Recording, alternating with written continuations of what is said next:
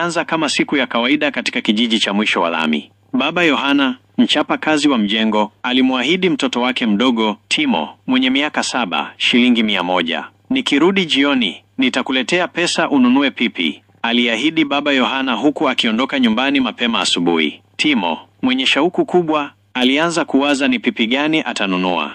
Timo alitumia muda wake mwingi siku hiyo kujiandaa kwa pesa hizo. Alienda shambani, akavuna matunda ya mipapai na kumwandalia baba yake chakula cha jioni. Alijisikia fahari kwamba atakuwa na pipi nyingi kesho shuleni. Mchana ulipita polepole na hatimaye jua likaanza kuzama. Timo alikaa mlangoni, macho yakiangalia barabara ya vumbi inayokuja nyumbani kwao. Alikuwa na uhakika kuwa baba yake angekuja na pesa alizoahidi. Baba Yohana alifika nyumbani akiwa amechoka sana, jasho likimtoka. Alikuwa ametumia nguvu zake zote kazini, lakini hakuweza kupata pesa za kutosha kwa siku hiyo. Timo, samahani, leo sikupata pesa ya ziada. Nitakuletea kesho, alisema kwa huzuni. Timo alikasirika sana, machozi yakaanza kumtiririka. Alikumbuka ahadi ya baba yake na kuhisi kama amechezewa. Hauwezi kuwa baba mzuri kama huwezi kushika ahadi zako, alisema kwa hasira. Baba Yohana alijaribu kumweleza, lakini hasira ya Timo ilizidi.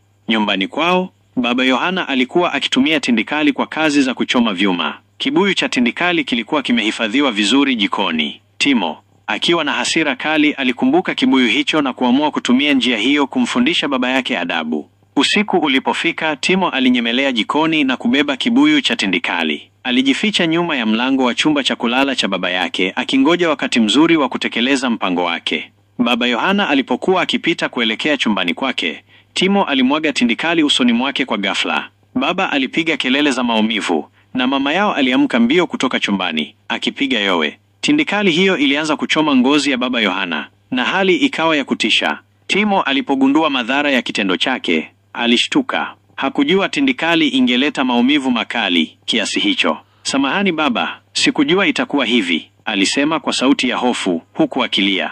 Majirani walipoona hali hiyo, walimkimbiza Baba Yohana hospitalini. Katika hospitali, madaktari walifanya kila wawezalo kuokoa macho ya Baba Yohana, lakini madhara yalikuwa makubwa. Kisa hicho kiliibua mjadala mzito katika kijiji hicho kuhusu malezi ya watoto na hatari ya vitu hatari kama tindikali kuwepo nyumbani. Baba Yohana, licha ya maumivu yake, alimsamehe Timo, lakini alisisitiza kuwa ni jukumu la kila mzazi kuwafundisha watoto wao namna ya kudhibiti hasira na kuvumilia changamoto za maisha. Timo alijifunza somo kubwa kutokana na tukio hilo. Aliamua kuwa mtoto mwema, mwenye bidii shuleni na aliye na heshima kwa wazazi wake. Kisa hiki kiliwafanya watu wote kijijini kuwa waangalifu zaidi na kujifunza thamani ya mawasiliano na uvumilivu. Kisa hiki kinaonyesha changamoto za maisha ya kawaida na mafunzo makubwa kwa jamii kuhusu umuhimu wa kutimiza ahadi, kuonesha upendo na kuwa makini na vitu hatari.